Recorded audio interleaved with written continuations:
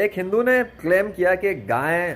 جب بچہ دیتی ہے تب آوازیں نکالتی ہے، اور وہ اس حوالے سے تھا کلیم کہ جب گائے نے منہ سے اللہ اللہ اللہ کہنا شروع کر دیا تو اس کا یہ دعویٰ ہے کہ بچہ دے رہی ہے اس لیے کہہ رہی ہے۔ تو سوال یہ پیدا ہوتا ہے کہ اگر گائے بچہ دیتے ہوئے آواز نکالتی ہے تو اللہ کا نام کیوں لے رہی ہے، شیوا کا نام کیوں نہیں لے رہی، کرشنا کا نام کیوں نہیں لے رہی، وشنو کا نام کیوں نہیں لے رہی، گنیشا کا نام کیوں نہیں لے رہی، اور آوازیں کیوں نہیں نکال رہی، اللہ کا نام کیوں لے رہی ہے؟ اللہ تو دین اسلام کے اور اس کائنات کے خدا کا نام ہے۔ اللہ تو اس خدا کا نام ہے جس کو مسلمان ایک اکیلا تنہا سچا خدا تسلیم کرتے ہیں۔ اللہ تو اس خدا کا نام ہے جس کے بارے میں حضرت محمد صلی اللہ علیہ وسلم نے 1400 سال پہلے آ کر انٹروڈکشن کروایا تھا دنیا کے اس وقت کے تمام کافروں کو